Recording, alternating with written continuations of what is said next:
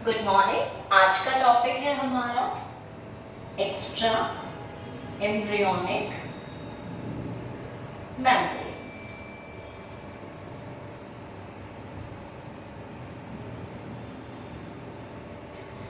जब भी हम बात करते हैं एक्स्ट्रा एम्ब्रियोनिक मेम्ब्रेन की, तो वहां पे हमारा आता है एक्स्ट्रा मीन्स जो एक्स्ट्रा है, जो नॉर्मल न रहकर थोड़ा सा ज्यादा है। एम्ब्रियोनिक मीन्स एम्ब्रियो की बात कर रहे हैं यहाँ पर हम, तो एम्ब्रियो की बात करेंगे, भ्रूण की बात करेंगे, मेम्ब्रेन कवरिंग। तो एक्स्ट्रा एम्ब्रियोनिक का मतलब हुआ जो एम्ब्रियो के बाहर से जो मेम्ब्रेन्स प्रेजेंट हैं उन्हीं को हम बोलेंगे extra embryonic membrane. Now normally अगर हम बात करते हैं एक्स्ट्रा एम्ब्रियोनिक मेम्ब्रेन की, तो ये हमेशा एम्ब्रियो के बाहर की तरफ उपस्थित रहेंगे, राइट?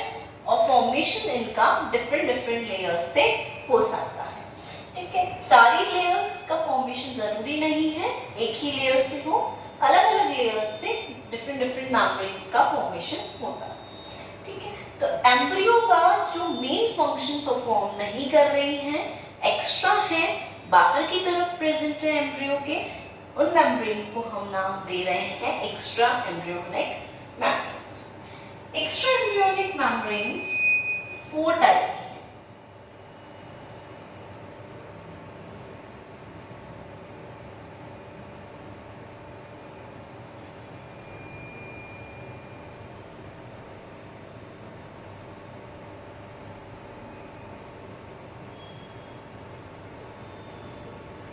ये 4 तरह की एक्स्ट्रा एम्ब्रियोनिक मेम्ब्रेन्स प्रेजेंट होती हैं। एक बार हम डायग्राम के थ्रू देख लेते हैं कि कहाँ कहाँ किसकी उपस्थिति होती है। जैसे सपोज ये हमारा भ्रूण, राइट? एम्ब्रियो है,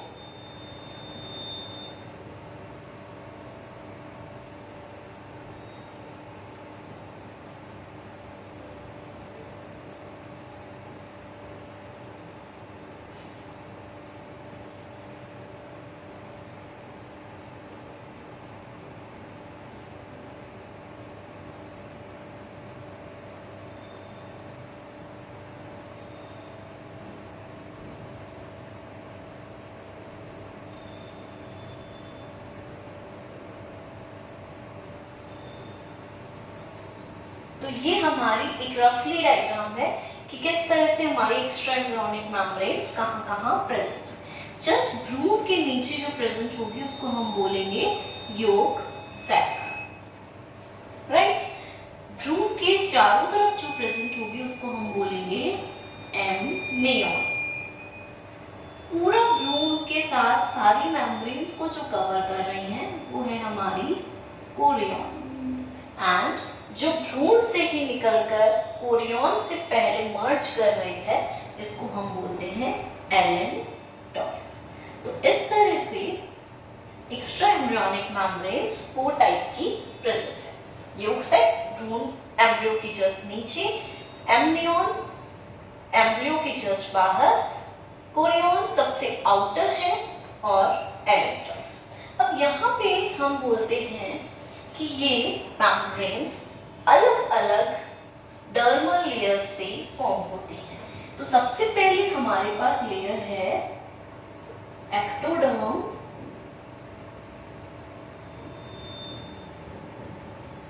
मेसोडर्म एंड एंडोडर्म। ये 3 लेयर्स से मिलकर ये अलग अलग लेयर्स मेम्ब्रेन्स फॉर्म होती है।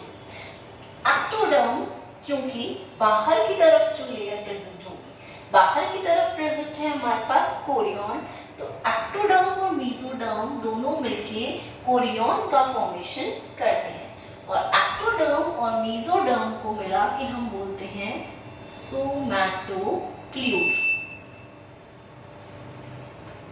राइट? इन दोनों के कॉम्बिनेशन को हम बोल रहे हैं सोमैटोक्ल्यूर, और ये दोनों लेयर्स मिलकर बना रही हैं कोरियन को, क्योंकि कोरियन सबसे बाहर प्रेजेंट है। और कोरियन के साथ साथ एम्ब्रियन भी इसी लेयर से बनती है, राइट। माना एम्ब्रियन जो है वो अंदर की तरफ प्रेजेंट है, पर कोरियन जब हम इसका डेवलपमेंट देखेंगे तब हम देखेंगे एम्ब्रियन एंड कोरियन ये दोनों जो लेयर्स हैं एक साथ फॉर्म होती हैं, अलग अलग डेवलपमेंट नहीं है।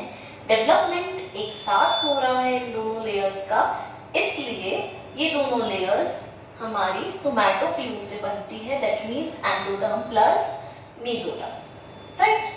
अब अगर हम बात करें मेसोडर्म और एंडोडर्म की, ये दोनों लेयर्स मिलकर कहलाती हैं स्प्लैंक्नोप्ल्यूड,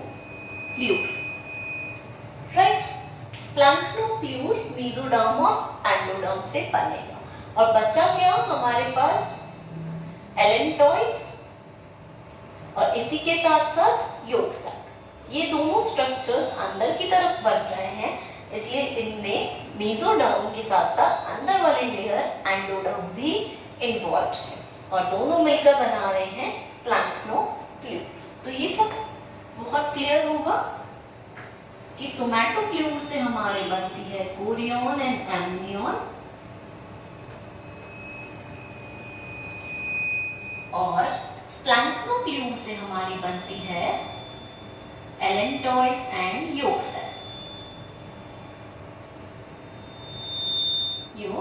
सैक। तो इस तरह से फॉर्मेशन होता है। तो हमें याद रखना है सोमैटोप्ल्यूड वर्ड एंड स्प्लैंक्नोप्ल्यूड वर्ड, ठीक है। ये हमारा जनरल है आइडिया कि किस तरह से जनरली ये सब चीजें फॉर्म हो रही है।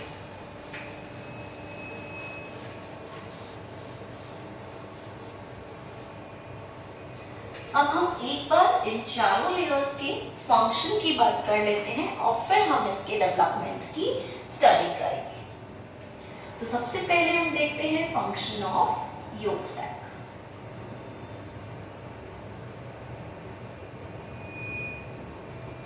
यॉर्क सैक है, हमने पढ़ा अभी, एम्ब्रियो के जस्ट नीचे प्रेजेंट हो। तो सबसे पहला फंक्शन क्या होगा इसका, न्यूट्रिशन प्रोवाइड कराना।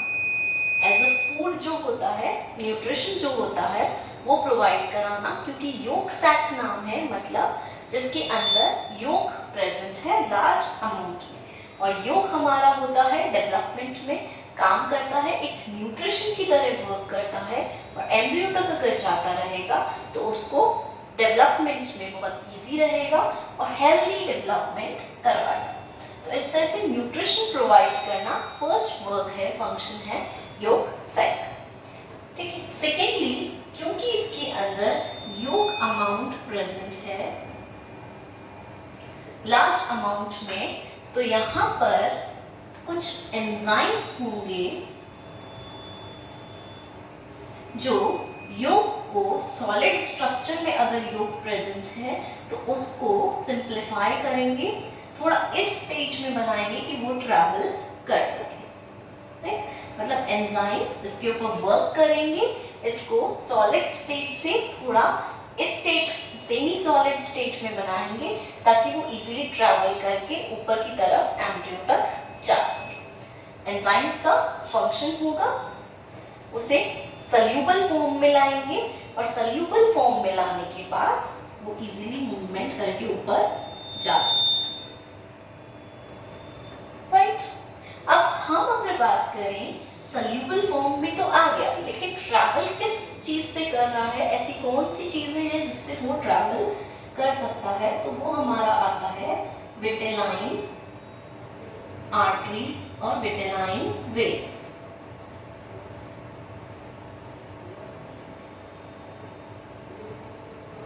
जिनका दूसरा नाम हम ओम्फेलोमेसेंट्रिक भी बोलते हैं।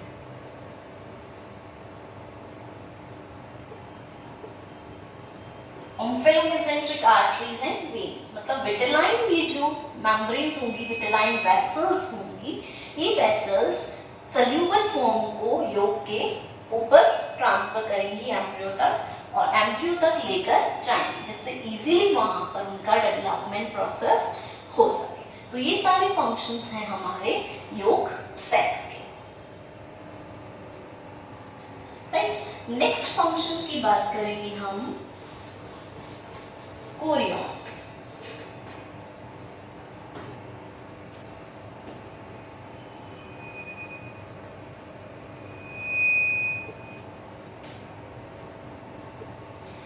हमारी जो कोरियन लेयर है वो भी डिफरेंट डिफरेंट फंक्शंस परफॉर्म करती है।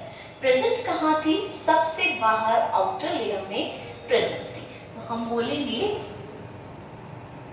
ये कोरियन एक और लेयर के साथ मिलकर, जिसे हम एलेंटॉइस नाम दे सकते हैं, उसके साथ मिलकर फॉर्म होती है, एलेंटोकोरियोनिक लेयर बनाती है।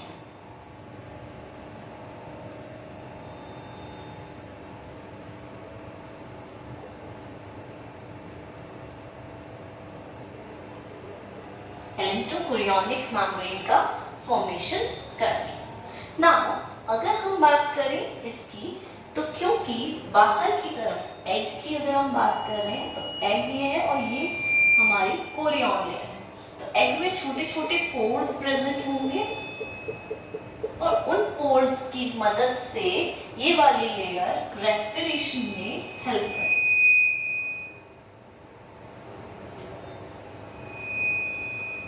क्योंकि सबसे बाहर है कोरियन, तो एलेंटॉइस के साथ मिलकर रेस्पिरेशन में हेल्प करेगी। That means CO2 and O2 exchange जो होगा वो इस लेयर के थ्रू हो सकता है, राइट। नेक्स्ट, क्योंकि आउटसाइड लेयर है तो प्रोटेक्ट भी करेगी, प्रोटेक्टिव होगी, राइट।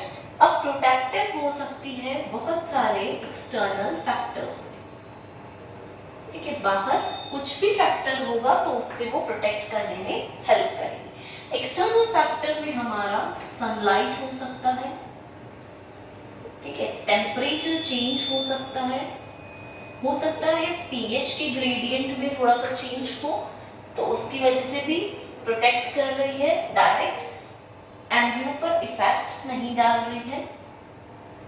ड्रॉट कंडीशंस हो, सूखे जैसी कंडीशंस हो तो वहां पे भी ये एक तरह से प्रोटेक्ट कर रही है। बहुत ज्यादा रेनफॉल हो जाती है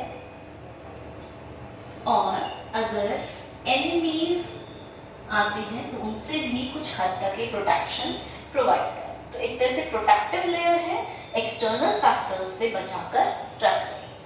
अब एक हम बात करते हैं एम्ब्रियन और कोरियन के बीच में एक कैविटी होती है जिसे हम बोलते हैं सीरो एमनियोटिक कैविटी, जिसके अंदर सीरो एमनियोटिक फ्लूइड जो होता है वो भरा रहता है। तो इसके अंदर सीरो एमनियोटिक फ्लूइड भरा रहता है और ये जो फ्लूइड होता है ये इसे प्रोटेक्ट करके रखता है। अगर बाहर से कुछ प्रेशर पड़ता है तो ये फ्लूइड यहाँ पर फ्लो कर जाएगा और उसे आपस में भिड़ने नहीं देगा। तो दैट मीन्स एक प्रोटेक्शन की तरह यहाँ पर ये वर्क करेगी। ऑलराइट, तो ये सारे फंक्शंस जो हैं वो कोरियन के परफॉर्म होते हैं। एलेंटॉइस के साथ मिलकर रेस्पिरेशन करती है, प्रोटेक्टिव है, बहुत सारे जितने भी एक्सटर्नल फैक्टर्स में चेंजेस होंगे उनसे एक तरह से बचा के रखेगी। जो कैल्शियम कार्बोनेट का शेल है उसमें पोर्स होते हैं, वहां से ये एक्सचेंज करेंगे, O2 को अंदर भेजेंगे, CO2 को बाहर की तरफ भेजेंगे। और सीरो एमनियोटिक कैविटी जो होती है वो भी फ्लूइड फिल्ड कैविटी है एंड प्रोटेक्शन में हेल्प कर रही है, एम्ब्रियो की लाइफ जो है उसको मेंटेन करके रखती है। नाउ हम बात करेंगे next functions of embryon।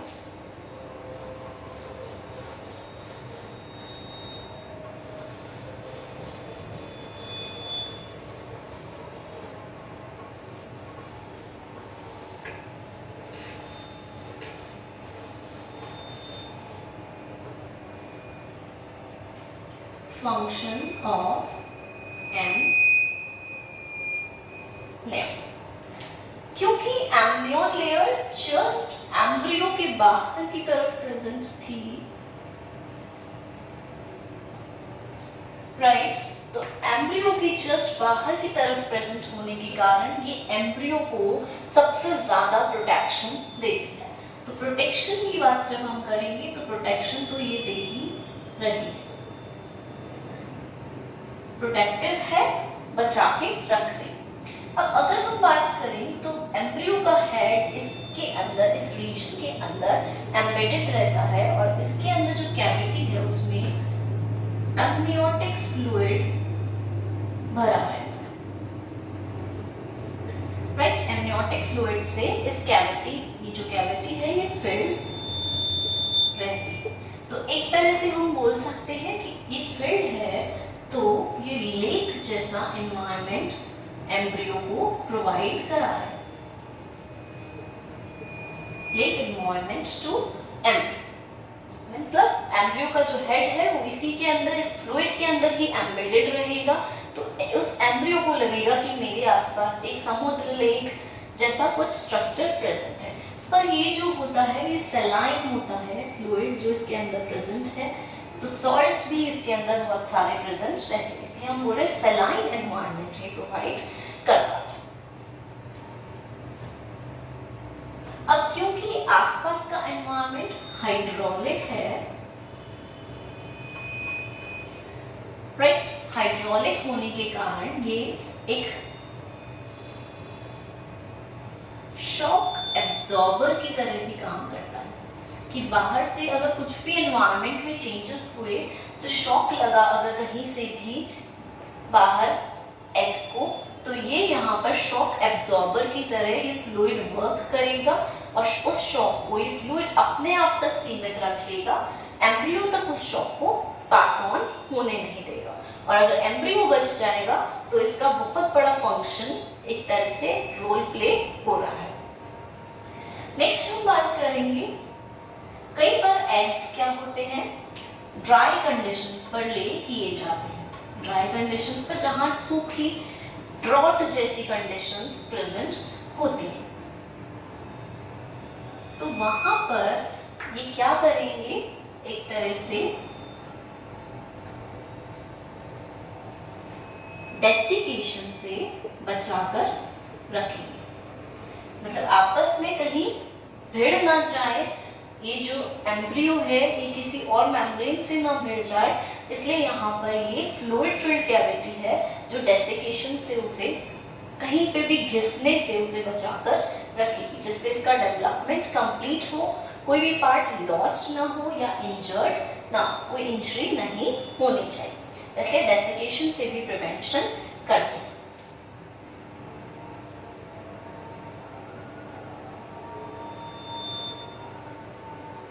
Alright, next हम बात करें, क्योंकि यहाँ पर कुछ मसल्स भी प्रेजेंट होती हैं और वो मसल्स मूवमेंट भी करती रहती हैं, तो उस मूवमेंट के कारण भी जो एम्ब्रियो है वो सेफ रहता है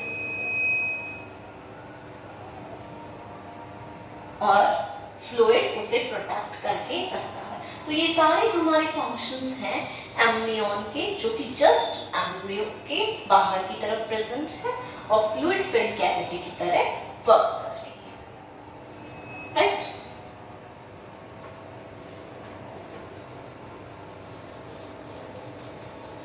मसल मूवमेंट वाला जो फंक्शन है वो किस तरह से वर्क करेगा, क्योंकि यहाँ पर मसल्स प्रेजेंट होंगी तो मसल्स फैलेंगी भी और स्क्वीज, कॉन्ट्रैक्ट भी करेंगी, रिलैक्स भी करेंगी।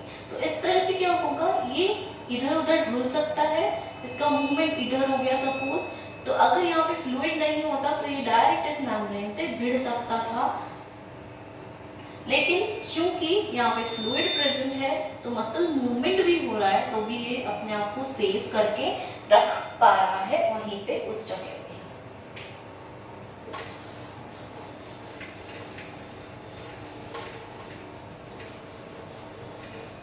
नाउ लास्ट हमारा आता है फंक्शंस ऑफ एलेंटॉइड्स।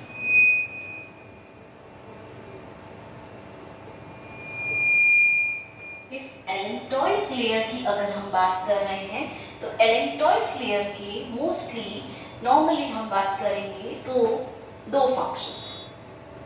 फर्स्ट, ये एलेक्टॉइस कोरियन के साथ कंबाइन होकर एक रेस्पिरेटरी ऑर्गन की तरह वर्क करती है, जिसे हम एम्ब्रियो के लंग्स भी बोल सकते हैं, क्योंकि एम्ब्रियो स्टेज में ही वर्क करेगी, बाद में तो वर्क करेगी ही नहीं, तो इसे हम एम्ब्रियो के लंग्स भी बोलते हैं। और एम्ब्रियो के लंग्स है मतलब O2 एंड CO2 का एक्सचेंज है, बाहर और अंदर की तरफ दोनों एक्सचेंज करके मेंटेन कर रहे हैं और रेस्पिरेशन प्रोसेस को पूरा कैरी फॉरवर्ड कर रहे हैं। वही इसका सेकेंड फंक्शन होता है एक्सक्रीटरी। क्योंकि एलेक्टॉइस एक सैक लाइक स्ट्रक्चर होता है, तो उस सैक लाइक स्ट्रक्चर के अंदर जितना भी एक्सक्रीटरी प्रोडक्ट होगा वो वहां पर जाकर इकट्ठा हो जाएगा। जो भी नाइट्रोजन वेस्ट होगा वो वहां पर जाकर कलेक्ट हो जाएगा, और जितना भी वेस्ट निकलता जाएगा एम्ब्रियो में से वहां पे जाके कलेक्शन करता जाएगा। फिर जैसे ही हैच होगा तो एम्ब्रियो बाहर आ जाएगा, और एग शेल जैसे ही अलग होगा तो वहां पे वो वाली membrane just as it is attach होकर सिकुड़ जाएगी और वेस्ट को बाहर रिलीज कर देगी। तो इस तरह से यहाँ पर हम बोल सकते हैं वो यहाँ पर एक यूरिनरी ब्लैडर की तरह वर्क करता है और स्टोर करके रखता है वेस्ट सब्सटेंसेस को। तो जब भी एम्ब्रियो को वेस्ट एक्सक्रीट करना होता है, यहाँ पर इस लेयर के अंदर एक्सक्रीट कर देते हैं और नॉर्मल फंक्शनिंग होती रहती है। और ये यूरिनरी ब्लैडर बाद में एग की हैच होने के बाद, शेल अलग होने के बाद वहीं पे ही उस मेम्ब्रेन के अंदर एज इट इज स्क्वीज होकर नाइट्रोजनस वेस्ट बाहर रिलीज कर सकता है। तो इस तरह से यहाँ पे इसकी दो फंक्शंस हुए एलेक्टॉइस के, एक रेस्पिरेटरी और एक एक्सक्रीटरी। तो ये थी हमारी 4 प्रकार की एक्स्ट्रा एम्ब्रियोनिक मेम्ब्रेन, और इन एक्स्ट्रा एम्ब्रियोनिक मेम्ब्रेन के डिफरेंट टाइप के फंक्शंस।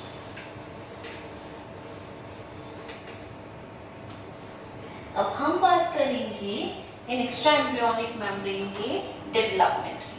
डेवलपमेंट ऑफ, जिसमें सबसे पहले आता है हमारा योग सैक। योग सैक के डेवलपमेंट की अगर हम बात करते हैं तो योग सैक का डेवलपमेंट होता है हमारा स्प्लैंक्नोफ्लूर लेयर्स। दैट मीन्स कौन कौन सी लेयर्स आके डेवलपमेंट कर रही हैं?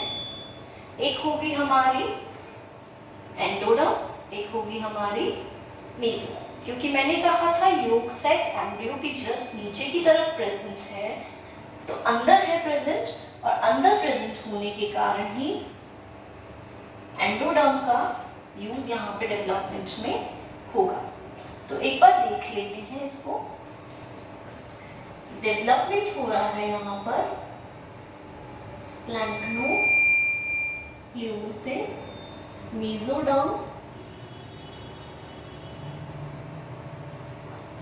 Plus एंडोडर्म्स, right. बनती कहाँ है? एम्ब्रियो के जस्ट नीचे। तो हम देखिए यहाँ पर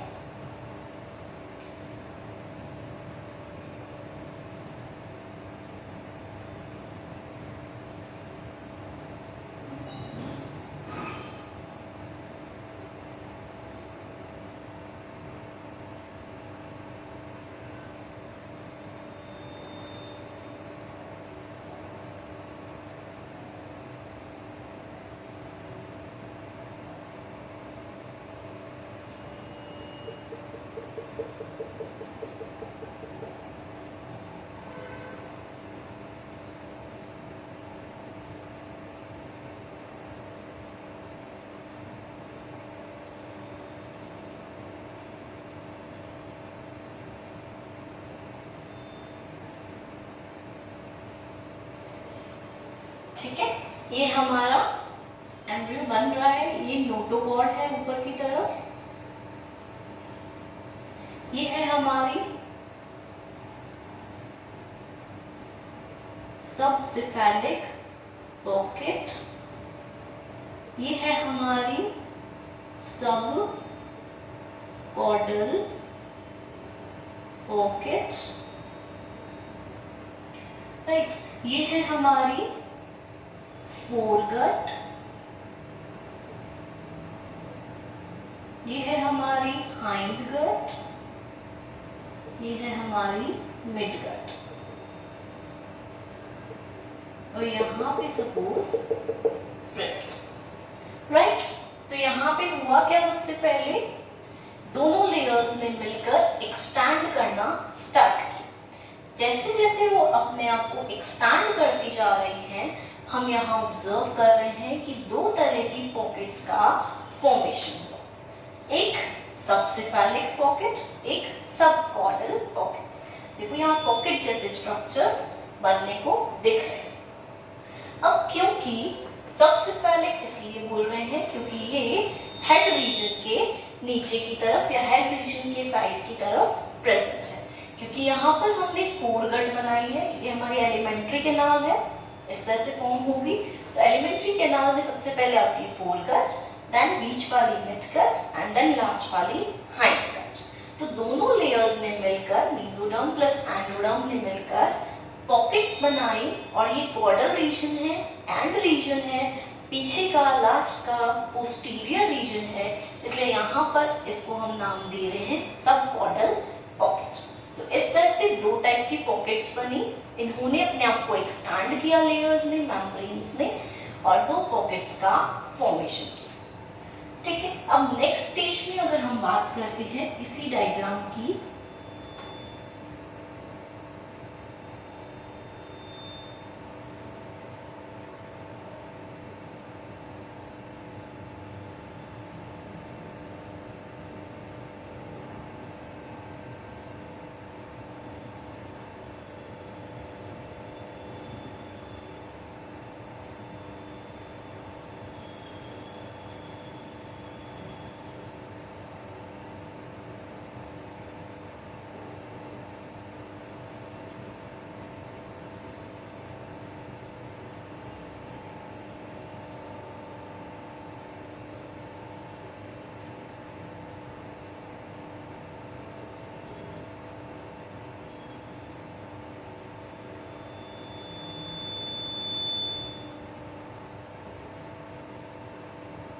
नोटोकॉर्ड जो थी वो यहाँ पर और ज़्यादा डेवलप हो रही।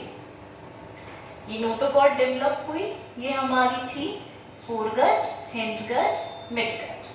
तो हमने नेक्स्ट डायग्राम में क्या ऑब्जर्व किया कि जो हमारी सबसिफेलिक पॉकेट थी ये और ज़्यादा अंदर की तरफ एम्बेडेड होती जा रही है, और एम्बेडेड होने के साथ साथ ये क्या कर रही है, ये वाली जो मिडगट वाली जो स्पेस थी उसको धीरे धीरे कम करती जा रही है।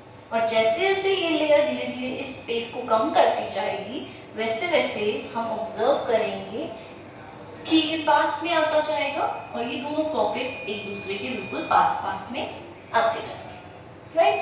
अब अगर हम इसी चीज को नेक्स्ट डायग्राम में स्टडी करते हैं तो हम देखेंगे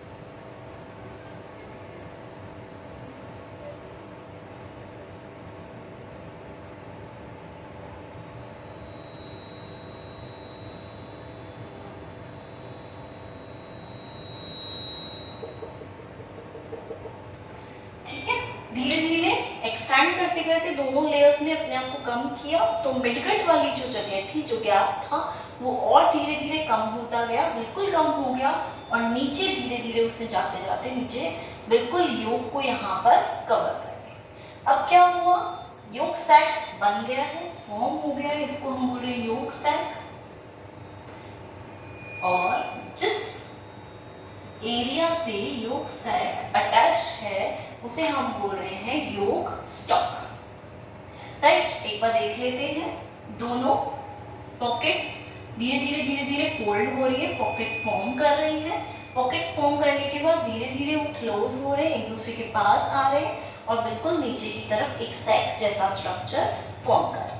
अब जिस लेयर से या जिस डंडी टाइप स्ट्रक्चर से ये अटैच्ड है yolk sac एम्ब्रियो से, उसे हम बोल रहे हैं yolk stalk और yolk sac नीचे की तरफ प्रेजेंट है। अब इस yolk sac के अंदर क्या होगा, यहाँ पर जो yolk पार्टिकल्स हैं वो यहाँ पर आकर डिपॉजिटेड थे।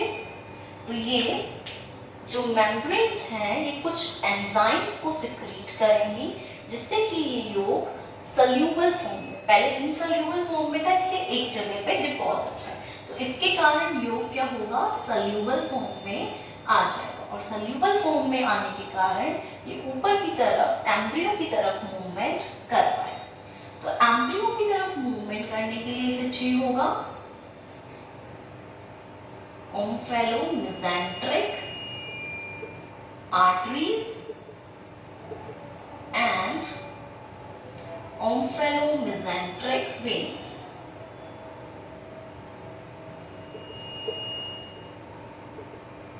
ये दोनों आर्टरीज एंड वेन्स मिलकर इसे योग को ऊपर तक पहुंचाएंगे और जैसे जैसे डेवलपमेंट ज़्यादा बढ़ता जाएगा वैसे वैसे योग का अमाउंट ऊपर ज़्यादा लेता जाएगा ये। और yolk sac जो होगा, जैसे ही हमारा चिक की अगर सपोज हम बात कर रहे हैं तो yolk sac हम बात कर रहे थे चिक की, यहाँ पर yolk sac क्योंकि योग अमाउंट ज़्यादा है बड़ा होगा। ह्यूमंस में योग अमाउंट ऑलमोस्ट मिनिमम या निल ही होता है, होता ही नहीं है, तो yolk sac का इतना कोई फंक्शन हमारे अंदर हम ऑब्जर्व नहीं करते, लेकिन है, होता है फंक्शन।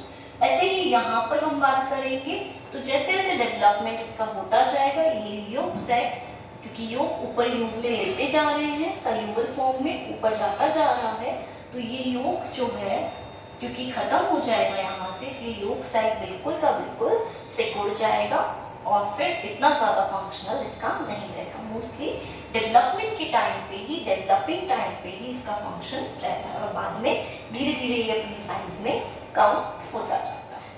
ऐसे ये था हमारा development of yolk sac। Alright,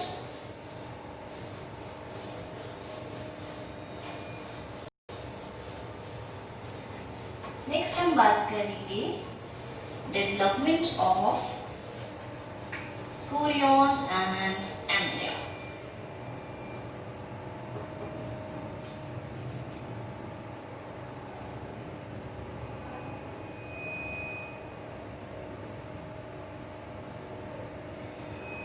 यहाँ पर कोरियन एंड एम्ब्रियन लेयर दोनों एक साथ डेवलप होती है, इसलिए हमने इनको नाम दिया है एक साथ। अलग अलग होती तो अलग अलग हम इनका डेवलपमेंट पढ़ते। तो दोनों लेयर्स बन रही हैं सोमैटोप्ल्यूब से, जिसका कॉम्बिनेशन होता है मेसोडर्म प्लस एक्टोडर्म, बाहर वाली लेयर और बीच वाली लेयर, दो लेयर्स से मिलके ये फॉर्मेशन कर। अब क्योंकि कोरियन सबसे बाहर प्रेजेंट होती है और एम्ब्रियन एम्ब्रियो की जस्ट बाहर, अभी हमने स्टडी किया था, तो इन दोनों लेयर्स का फॉर्मेशन इन दोनों से होगा। देख लेते हैं एक बार।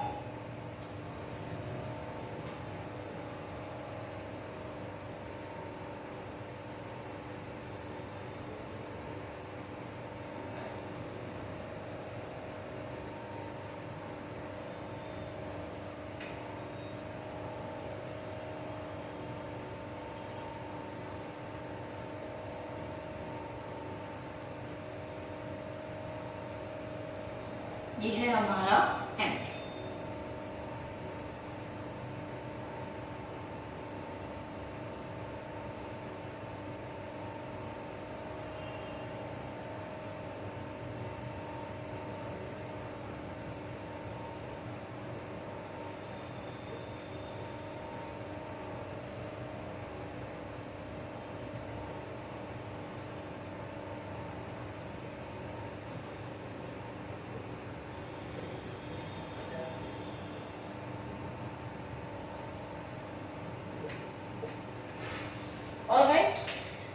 ये नीचे की तरफ yolk sac प्रेजेंट है,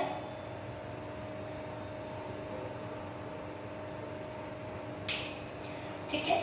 यहाँ पे क्या होगा, हेड रीजन, और यहाँ पर एम्ब्रियो का टेल रीजन प्रेजेंट है। तो इस हेड और टेल रीजन के आसपास ही यहाँ पर इन दोनों लेयर्स के कॉम्बिनेशन से फोल्ड्स होना स्टार्ट होंगे, और उन फोल्ड्स को क्योंकि हेड की तरफ हो रहा है तो उसको हम बोलेंगे हेड फोल्ड, और उधर टेल की तरफ हो रहा है इसलिए हम इसको बोलेंगे टेल फोल्ड। हेड फोल्ड को हम सिफेलिक फोल्ड भी बोल सकते हैं, और टेल फोल्ड को कॉर्डल फोल्ड भी कह सकते हैं क्योंकि एंड पोर्शन में ये हो रहा है, ठीक है। तो दोनों साइड से एक एक फोल्ड हो रहे हैं, पर हमने ये ऑब्जर्व किया है कि जो हेड फोल्ड है हमारा वो पहले स्टार्ट होता है, पहले 3 दिन में स्टार्ट हो जाता है। टेल फोल्ड जब तक हेड फोल्ड थोड़ा सा मूवमेंट करके आगे नहीं चला जाता तब तक टेल फोल्ड बनता नहीं। तो टेल फोल्ड का जो हम बोल सकते हैं फॉर्मेशन है वो थोड़ा सा लेटर होता है, थोड़ा बाद में होता है। इसका एक रीजन, इसके पीछे एक बहुत अच्छी चीज है वो भी बताऊंगी, ठीक। तो इन दोनों का फॉर्मेशन होगा। तो हम अगर नेक्स्ट डायग्राम में देखते हैं तो नेक्स्ट डायग्राम में हम देखेंगे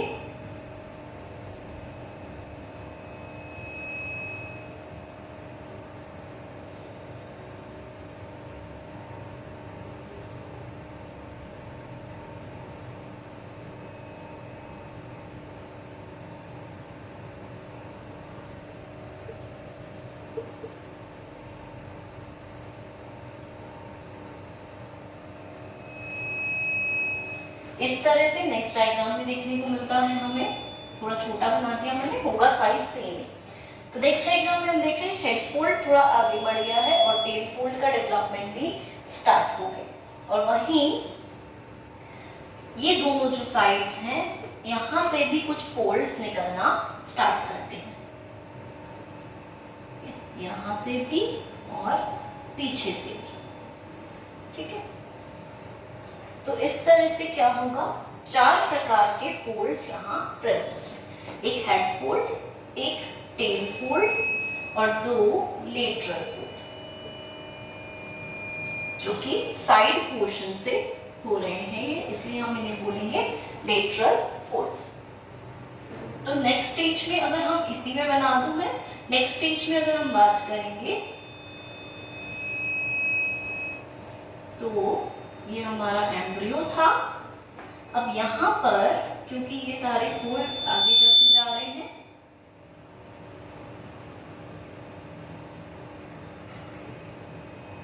यहाँ पे ही लेटरल फोल्ड्स भी आ जाएंगे 2, और चारों फोल्ड्स एक जगह पे जाकर फ्यूज कर जाएंगे, ठीक है। चारों फोल्ड्स एक जगह पे जाकर फ्यूज कर जाएंगे, और जिस जगह पर फ्यूज करेंगे उस जगह को हम बोलते हैं सीरो एमनियोटिक कनेक्शन।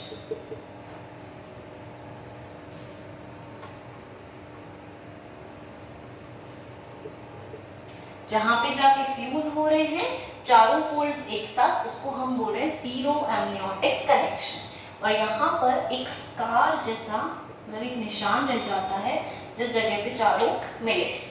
कौन कौन से, head fold, tail fold and 2 side से लेटरल फोल्ड्स, राइट। एक चीज और हमने देखो यहाँ बनाई है कि ये जो फोल्ड्स एक दूसरे से यूनाइट हो रहे हैं ये बिल्कुल सेंटर में यूनाइट ना होके एक साइड वाले पोर्शन में यूनाइट हो रहे हैं। ऐसा इसका रीजन मैं ऑलरेडी पहले दे चुकी हूँ। हेड फोल्ड का फॉर्मेशन पहले होता है, टेल फोल्ड का फॉर्मेशन बाद में होता है। तो जैसे जैसे ये ग्रो करके जाते हैं, ग्रो करके हेड फोल्ड आगे निकल जाता है, टेल फोल्ड थोड़ा सा पीछे रह जाता है, इसलिए बीच में न होके टेल फोल्ड की तरफ कहीं जाकर इनका फ्यूजन होता है, और उस फ्यूजन को हमने बोला है सीरो एमनियोटिक कनेक्शन। तो इस तरह से ये फॉर्मेशन यहाँ पर हुआ।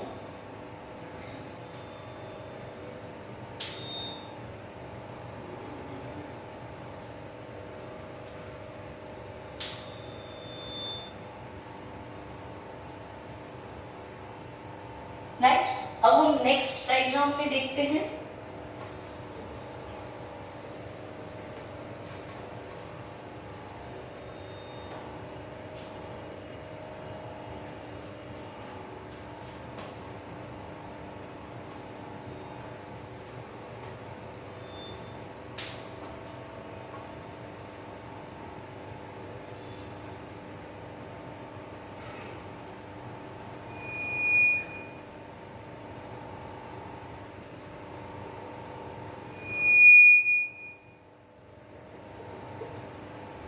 हमारा एम्ब्रियो यहाँ पर प्रेजेंट है।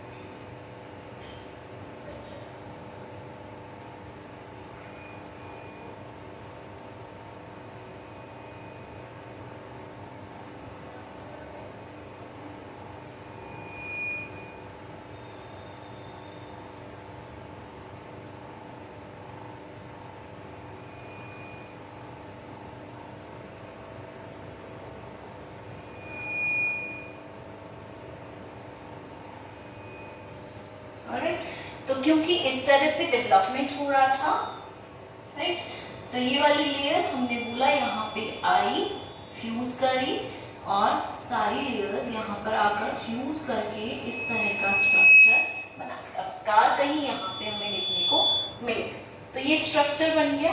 अब क्योंकि लेयर्स एक्सटेंड होकर आई थी ऊपर की तरफ, एक्सटेंड होकर फॉर्म कर रही थी ऊपर की तरफ, तो यहाँ पर हम देखेंगे अंदर की तरफ तो एम्ब्रियो के ऊपर बन गया एम्ब्रियन और एम्ब्रियो के बाहर की तरफ बन गया ये कोरियन, क्योंकि लेयर्स ने एक्सटेंड करके आना शुरू किया था। तो इस तरह से इन्होंने ये बना दिया।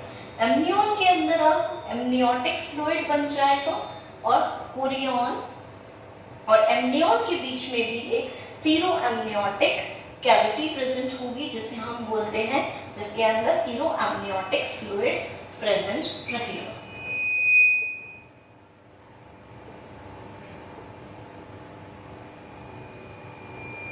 और बाद में कोरियन, क्योंकि पहले तो ये यहाँ से ऐसे ही अटैच रहेगी इस जगह से, और बाद में ये धीरे धीरे पूरा इसको एक्सटेंड करके कवर कर लेगी और इस तरह से कोरियन एंड एम्नियन का फॉर्मेशन हो जाएगा। तो नॉर्मली हम क्या बात कर रहे हैं यहाँ पर कि यहाँ से एक लेयर आई, उस लेयर ने यहाँ पर फॉर्मेशन करना स्टार्ट किया,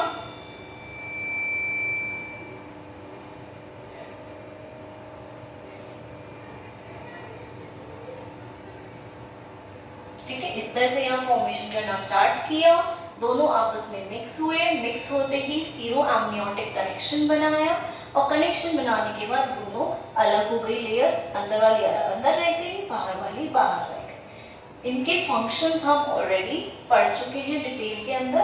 तो इस तरह से इन लेयर्स का फॉर्मेशन होता है। ऑलराइट, नेक्स्ट हम बात करेंगे फॉर्मेशन की, डेवलपमेंट की। उसमें हम बात करेंगे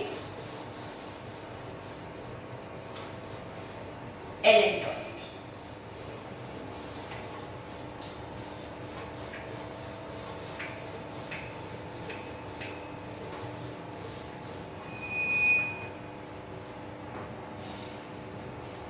development of allantoids, right. Allantoids respiratory lung की तरह वर्क करता है। कहाँ प्रेजेंट होता है? एम्ब्रियो के हिंड गट से स्टार्ट होता है। एक बार हम डायग्राम के थ्रू देख लेते हैं।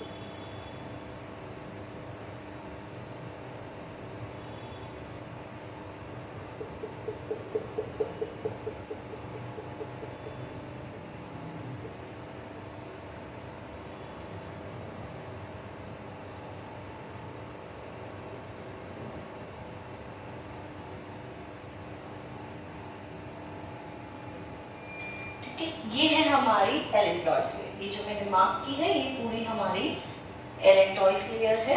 इस तरह से ये प्रेजेंट रहती है यहाँ पर।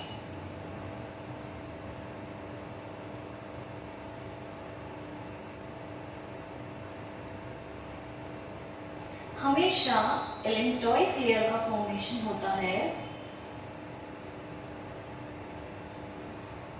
स्प्लैंक्नोफ्लूइड।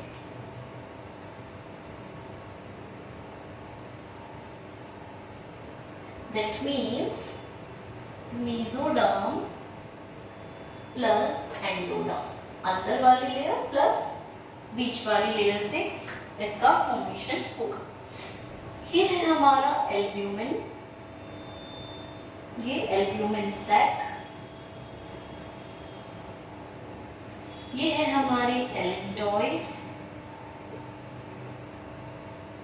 ये हमारा योक सैक, यहीं पे ही हमारी लेयर यहाँ पे प्रेजेंट होगी कोरियन,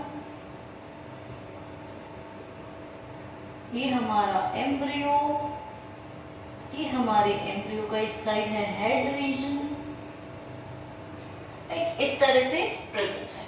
अब ये दोनों लेयर्स मिलकर एलेक्ट्रॉइस का फॉर्मेशन करें।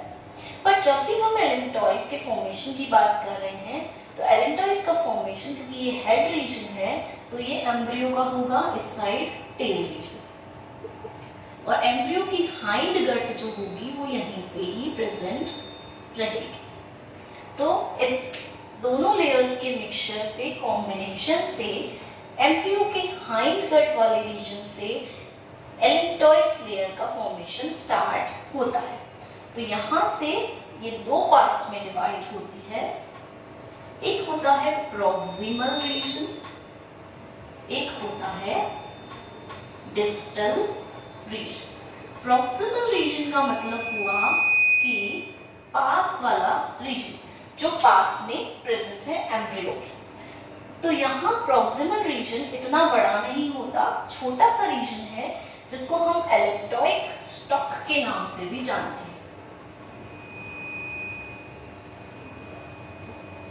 जहां से एलेक्ट्रॉइक का फॉर्मेशन होना जस्ट स्टार्ट हुआ है, तो इसको हम एलेक्ट्रॉइक स्टॉक के नाम से इजीली जानते हैं। वही हम डिस्टल रीजन की बात करें तो डिस्टल का मतलब हुआ दूर वाला रीजन, और दूर वाले रीजन में हम बोलेंगे कि इसको हम एलेक्ट्रॉइक वेसिकल के नाम से जानते हैं। तो यहाँ पर एलेक्ट्रॉइक वेसिकल प्रेजेंट रहेगी। तो फॉर्मेशन की हम बात कर रहे हैं, यहाँ पे हाइंड गट से स्टार्ट हुआ, दोनों मेम्ब्रेन्स ने मिलकर फॉर्मेशन किया, एलेक्ट्रॉइक स्टॉक बनाई, और स्टॉक आगे जाकर वेसिकल एक थैलेनुमा संरचना में बैग लाइक स्ट्रक्चर में फॉर्म हो गया, और पूरे कोरियन को इसने साथ में कवर कर लिया। अब धीरे धीरे क्या होगा, यहाँ पर एल्ब्यूमिन प्रेजेंट थी, तो ये बाद में एल्ब्यूमिन सैक को भी जो कोरियन लेयर है वो आगे जाकर फॉर्म कर लेगी, कवर कर लेगी, और एल्ब्यूमिन के एब्जॉर्प्शन में भी हेल्प करेगी, राइट। लेकिन इसका फंक्शन मोस्टली हमें पता है, ये दो तरह से फंक्शन कर रही थी। एक तो हमारे रेस्पिरेटरी लंग्स की तरह कि कोरियन के साथ मिलकर CO2 O2 का exchange, and then hind gut से है क्योंकि अटैचमेंट, तो यूरिनरी ब्लैडर की तरह वर्क करेगी, वहां पर एक्सक्रीटरी प्रोडक्ट को इस वाली, ये जो बाहर वाला डिस्टल पार्ट है, दूर वाला रीजन है, उस तरफ एक्सटैंड करेगी। तो जब भी फॉर्मेशन होगा दोनों लेयर्स के मिक्सचर से, ये धीरे धीरे यहाँ पे आएगी, और धीरे धीरे धीरे धीरे धीरे धीरे ये एक्सटैंड होकर पूरे कोरियन के साथ मिलकर कवर हो जाए। ये हमारा योक सैक था जो धीरे धीरे साइज में कम होता जा रहा है क्योंकि डेवलपमेंट आगे जाकर बढ़ता जा रहा है। तो इस तरह से एलेक्ट्रॉइस का फॉर्मेशन होगा। तो हमने पढ़ा 4 लेयर्स, योक सैक, एम्ब्रियन, कोरियन एंड एलेक्ट्रॉइस, इनके फंक्शंस क्या होते हैं ये, और इनके डायग्राम्स के साथ इनका डेवलपमेंट।